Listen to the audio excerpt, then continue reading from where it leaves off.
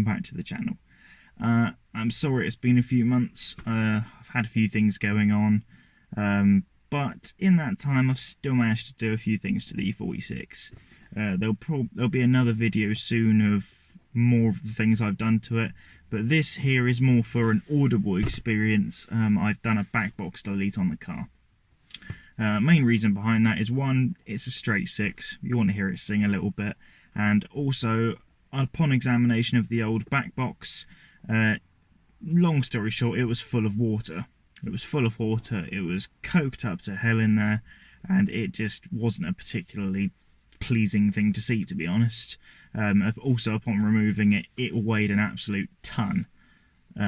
So yeah, it's been since I've cut it off myself and welded on 2 pieces of 690mm stainless steel piping. I've used 2-inch piping, approximately 50mm, and it fit beautifully.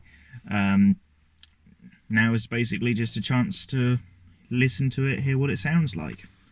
So here's where it starts.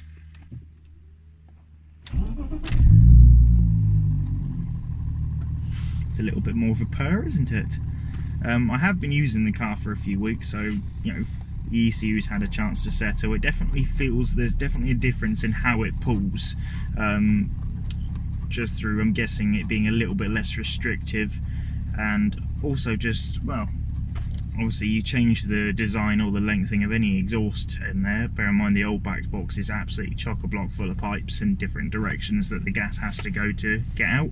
Now it's obviously just 2 straight pipes.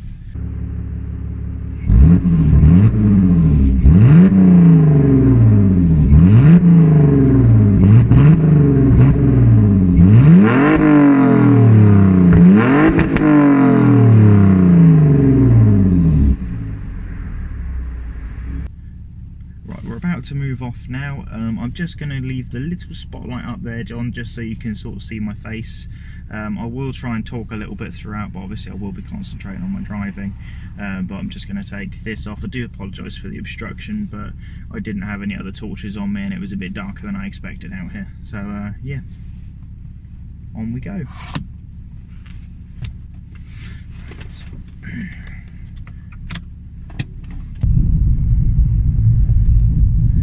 Going through a residential area at the moment. I don't feel like a yob, I don't feel like I'm making excessive noise. The car still sounds relatively civilised, even though I say I'm doing about 20 mile an hour or so in second gear. Since her previous video, I have had the intention of putting a longer ratio differential in here, just because at motorway speeds it just felt like it was revving a bit too high. It wasn't sounding like it was completely settled. It'd be up there easy enough, but in a way it just felt like I was wasting fuel, to be honest. So I've since put the ratio from a 320D automatic in here, which is, I think it's a 3.06 if I remember correctly. Feel free to correct me on that if I'm wrong, but yeah, I've put it's the ratio. It's a medium case diff from a 320D automatic. Obviously this is a 320i manual. It comes as standard with a 3.38 ratio diff, so obviously I've taken it down by a fair percentage. The difference being now at motorway speeds it's approximately 500 or 600, no, about 500 RPM lower in revs at a given speed. So it's been a while. It's definitely been a while. I'm no expert at this, but even I can tell I've got worse in front of the camera. Let's give you a little taster of how it is now. So I'm at 2000 RPM. Let's put my foot down.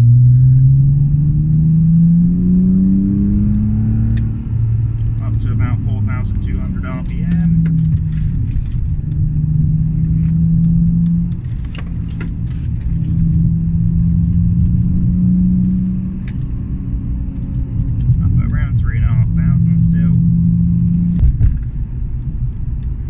Bushes in this car sharpen up the handling so much. Just another little shout out to them. Powerflex bushes are the way to go in one of these. There's hardly any compromise in ride comfort at all, but it just makes the car feel so much younger. So let's here we go a little bit more.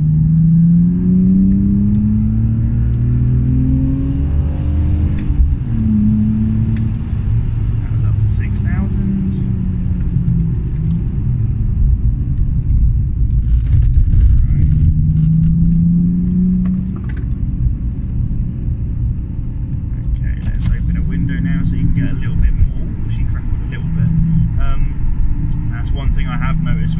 system, that exhaust crackles. It's got no different map on it or anything like that. The map is completely standard. It's literally just had 2 straight pieces of pipe welded on it. But let's have another listen now.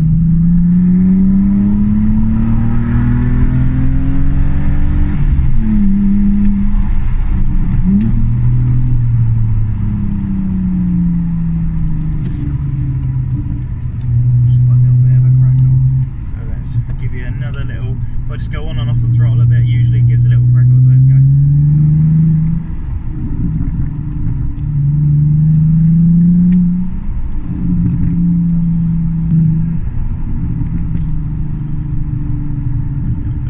I've become a little bit, I'm sure my fuel economy's gone down, not because of the exhaust, just because of me listening to this. So much better. 20 quid it cost me in stainless steel for this. 20 quid. A little bit of second-hand stainless steel and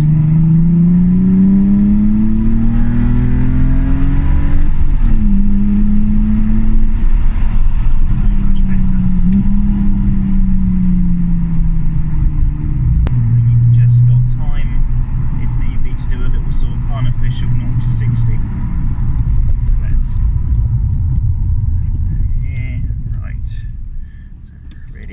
Steady.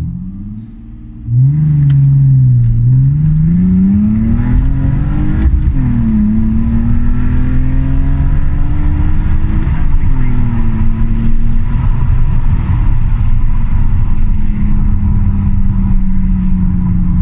Such a nice noise. I'm smiling a lot more while driving this car now, and admittedly it's not as fast as it sounds. It's only a 320i, But now, for something that didn't quite go to plan. To me, being an E46, it's occasionally going to break stuff, and I'm not always very gentle when it comes to driving it.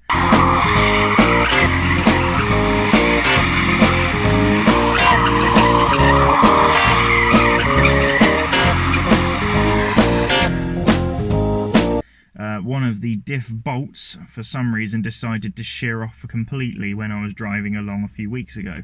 I think I was just pulling away to enter a roundabout. All of a sudden there's a massive clonking at the back, almost the same as what it was when the Diff bushes were gone, except for obviously I did them only, I think it was 8 months ago, 9 months ago I did the Diff bushes. You'll have to, yeah, whenever the other video came out, I can't remember. But yeah, basically it meant, yeah, differential had to come out, and it was a perfect excuse for me to stick my other Diff in there. Because the small case one with the small case 3.381, the bolt had snapped clear. Now it was one of the front mounted bolts. The rear one was fine.